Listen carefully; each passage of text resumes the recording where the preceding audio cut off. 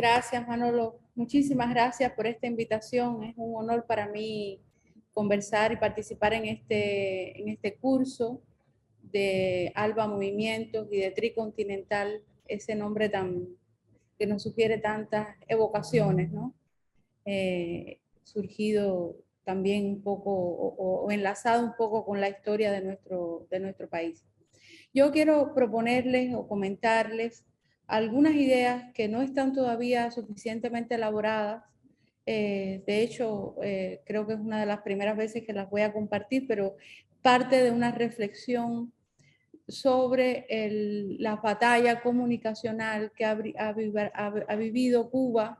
desde mucho antes del triunfo de la revolución, se pudiera decir que casi desde el siglo XIX, pero en particular desde la ofensiva revolucionaria liderada por el ejército rebelde de Cuba, y cómo ha evolucionado en tres fases que a mí me parece, o en tres etapas que me parecen muy claras.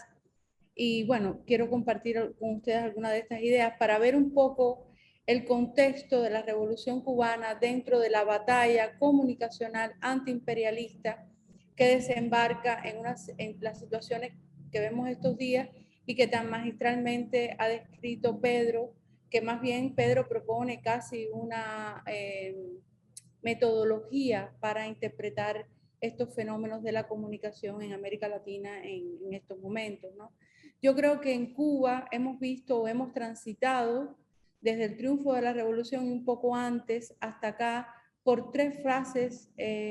digamos, de la batalla política comunicacional contra el imperialismo norteamericano. Hay que pensar, y cuando uno reflexiona sobre la historia de mi país, por ejemplo, descubre que la guerra que enfrentaron Fidel y su ejército rebelde antes de la revolución no solo fue militar y política, fue comunicacional.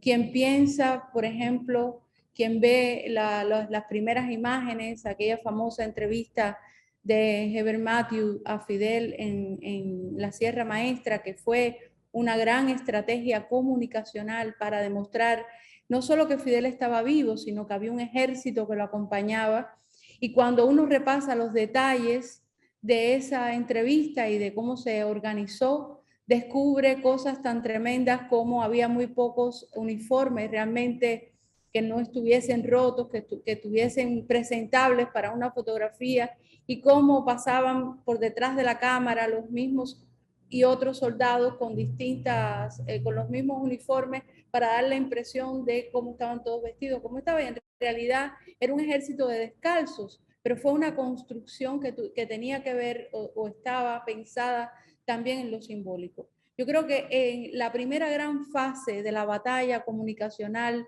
de la revolución fue enfrentar la guerra simbólica, porque sin dudas, a partir del triunfo de la revolución, la batalla que libró la revolución cubana junto con otras, la económica, el bloqueo, etcétera, fue tratar de enfrentar y disputar la guerra por eliminar ese símbolo épico de la revolución cubana construida en esos primeros años. Y eso empezó en el primer día de la revolución cubana, mucho desde antes, pero factualmente desde el primer día. Aquí en el documental que nos ponían antes, que también nos emocionó mucho ver a Fidel y ver a Chávez, como dice Pedro, vimos, por ejemplo, la creación de Prensa Latina en junio del 1959. Pero es que en marzo de 1959 se produce en Cuba la llamada Operación Verdad, de la que nace después Prensa Latina en junio, que fue el intento, o sea, fue una estrategia de la revolución de abrir el país a los periodistas, a toda la gran prensa mundial, para que vieran en la realidad que estaba pasando frente a una campaña descomunal que presentaba al ejército rebelde y a Fidel Castro como un ejército y un gobierno sanguinario que estaba asesinando y fusilando masivamente a personas. Y lo que estaba pasando era, había juicios, por supuesto, contra personas que habían asesinado, habían sido responsables de la muerte de más de 20.000 cubanos en los años precedentes. Es decir, fue una gran ofensiva revolucionaria. Pero si vemos los demás hitos comunicacionales de esos primeros años vamos a ver cosas extraordinarias, como por ejemplo se produce la primera gran invasión del imperialismo en América Latina, en Girón, en el año 61, con la declaración unos pocos días antes, unas horas antes de esa invasión del carácter socialista de la Revolución Cubana, y termina la derrota en 72 horas, y los mercenarios capturados son cambiados después por compotas y por tractores. Es decir, es una gran genialidad, es decir, es una gran metáfora de lo que estaba haciendo ese proceso. No fueron ni fusilados, ni fueron torturados, sino sencillamente fueron cambiados. Esos elementos de esa guerra y esa disputa simbólica se va a producir desde entonces hasta nuestros días. Y es de alguna manera, no me voy a detener tanto porque quiero hablar un poquito más de las fases que vienen después,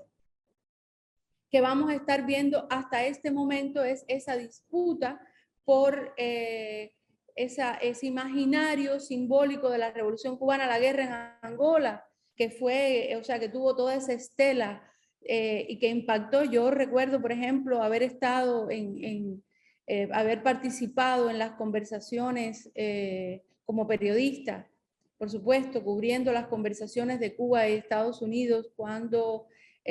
todas las conversaciones por la normalización de las relaciones durante el mandato de Obama, y llegar a Harvard, donde Fidel había dado en el año 59 una conferencia,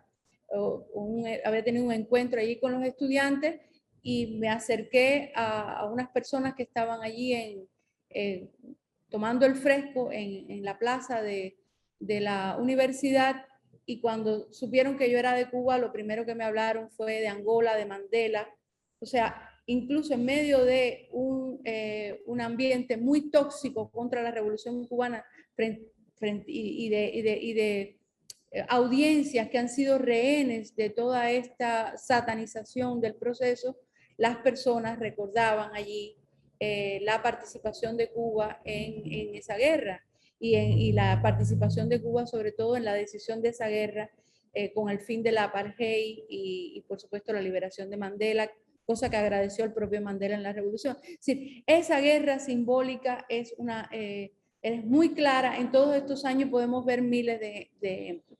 Hay un segundo momento que empieza en los años 90 con la administración de Bush padre, que yo le llamo la guerra electrónica. O sea, comienza con la ley Torricelli del año 1992, si mal no recuerdo, que se ejecuta en el 94, donde se permite la entrada de Cuba a la Internet, y eso está coexistiendo con la aparición de radio y televisión Martí en el espectro radioelectrónico. Fue una guerra brutal contra nuestro país, también por esta disputa simbólica, pero ya utilizando medios electrónicos. En el año, o sea, la ley Torricelli es la que permite que Cuba se enlace a Internet. Recuérdense, ha habido una guerra donde por años, ya de eso no se habla, pero por años parte de las grandes campañas contra Cuba era presentarnos como enemigos de la Internet, pero nunca se hablaba que en realidad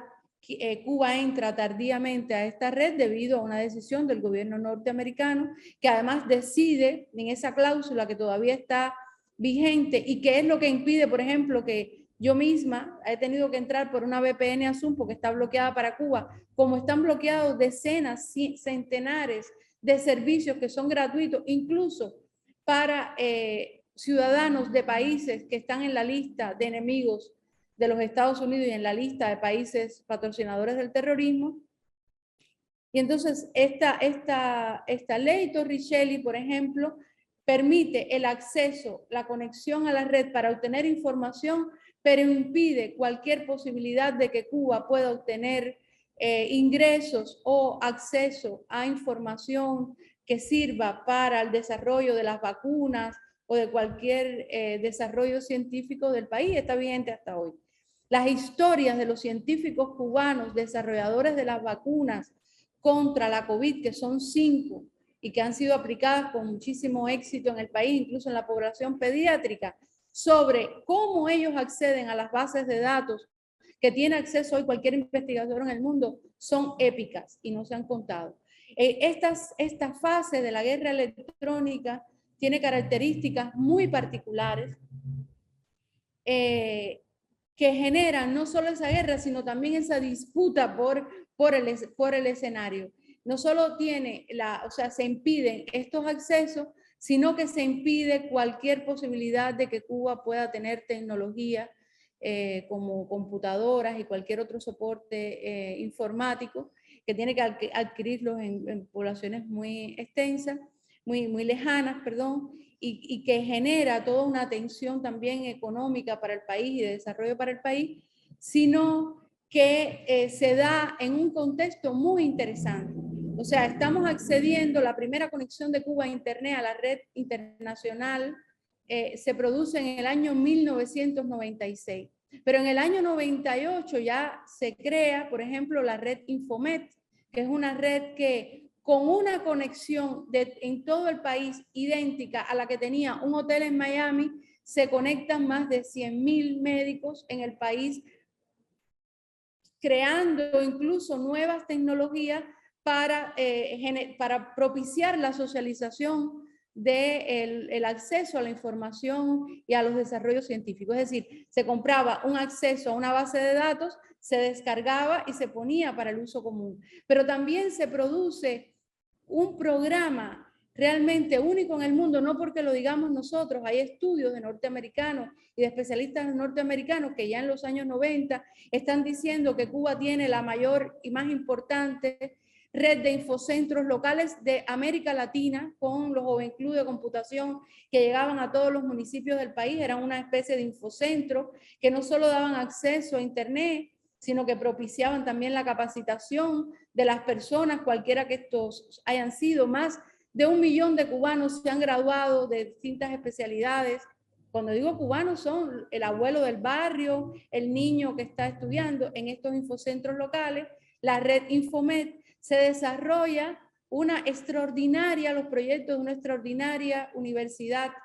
informática, la Universidad de Ciencias Informáticas, que es una universidad inteligente y que absorbe la experiencia muy tempranas en esos momentos, estamos hablando de finales de los 90, principios del 2000, que estaban incluso empezando a desarrollarse en la India, en China, en el propio Estados Unidos. Es decir, se genera todo un programa de inclusión y un modelo diferencial de un país subdesarrollado, bloqueado para el acceso a estas tecnologías y sobre todo para poner estas tecnologías al servicio de toda la sociedad. Es decir, quiero que vean que estas etapas, guerra simbólica, guerra electrónica, han tenido una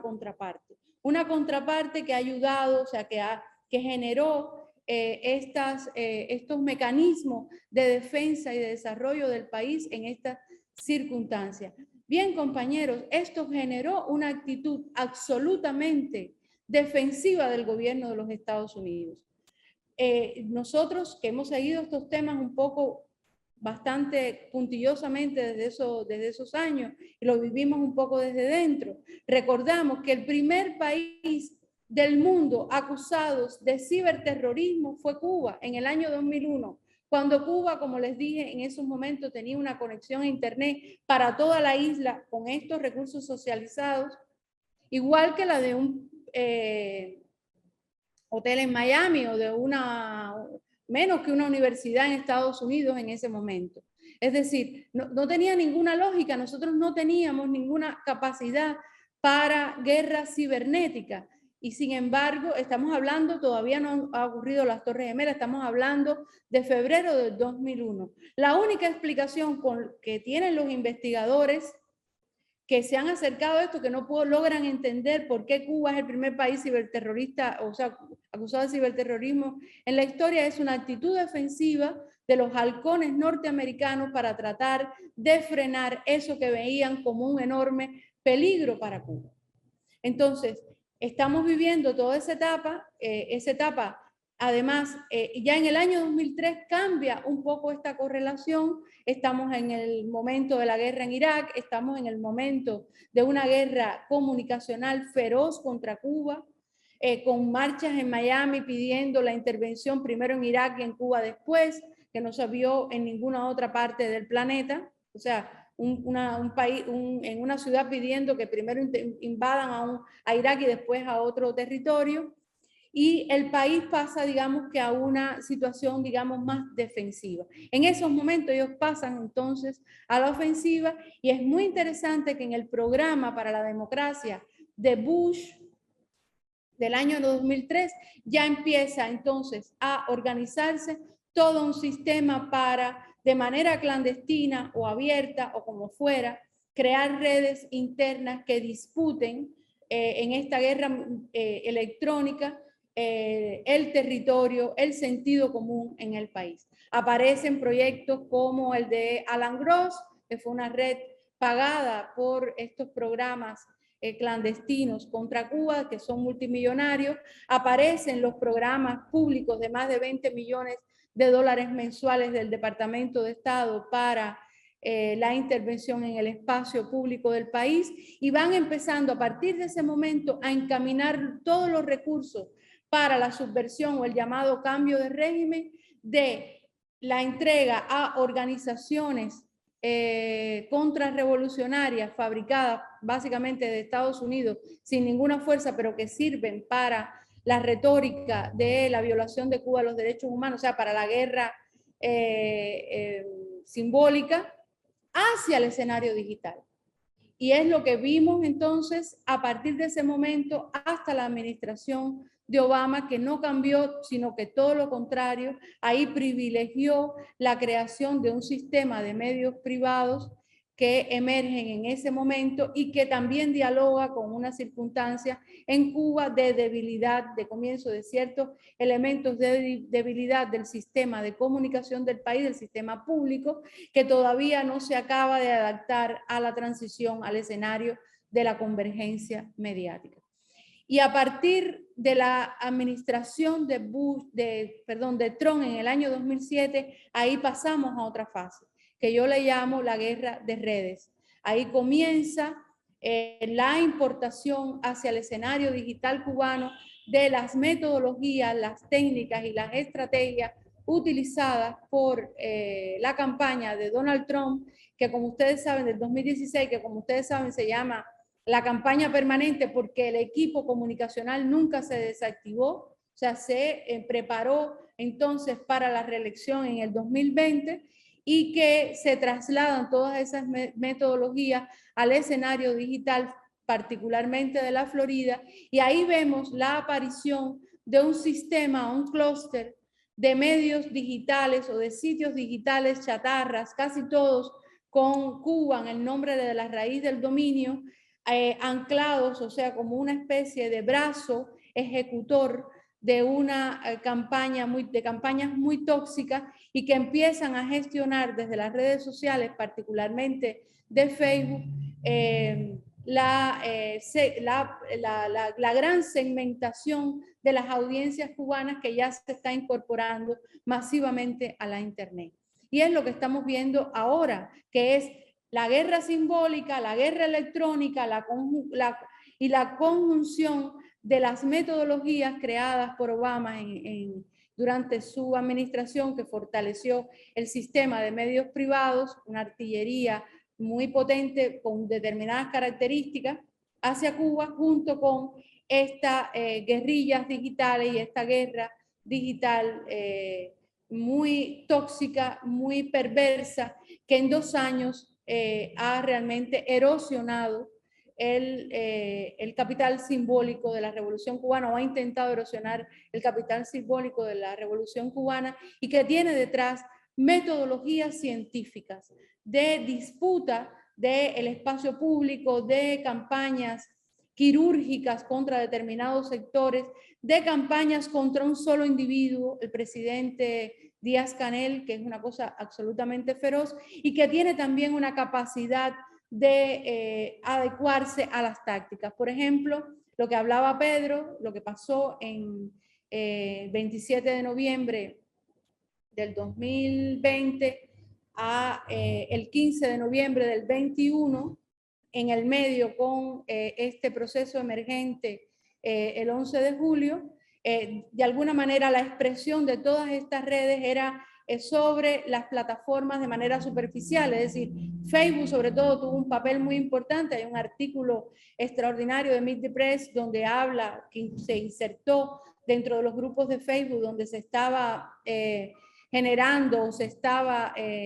propiciando, o se hacía llamados continuos a la desobediencia civil. El propio Meet the Press llegó a la conclusión de que este tipo de táctica no es legal dentro de los Estados Unidos. O sea, en Estados Unidos usted no puede por la red superficial estar incitando a alguien desde un país extranjero, estar incitando a una rebelión interna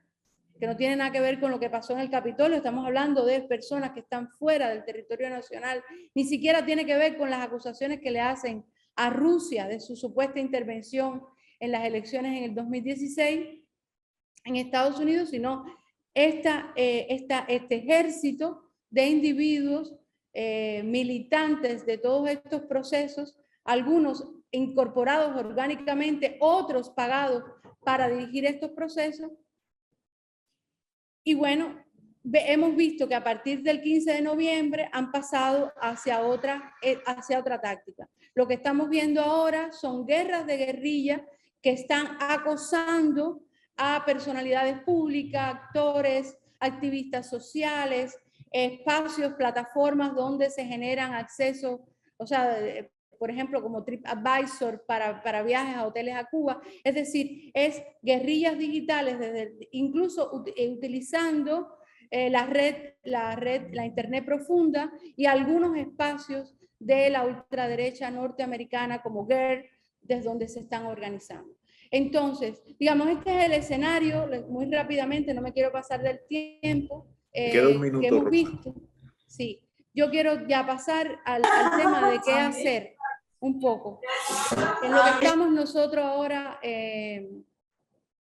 enfrascados. En primer lugar, el fortalecimiento del sistema de medios públicos en Cuba. Lo hemos discutido mucho en los congresos de la UPEC. Creemos que es esencial. En generar articulaciones internacionales que puedan ayudar a romper algunos elementos del bloqueo que nos están impidiendo la visibilidad. Nosotros hemos hecho estudios, por ejemplo,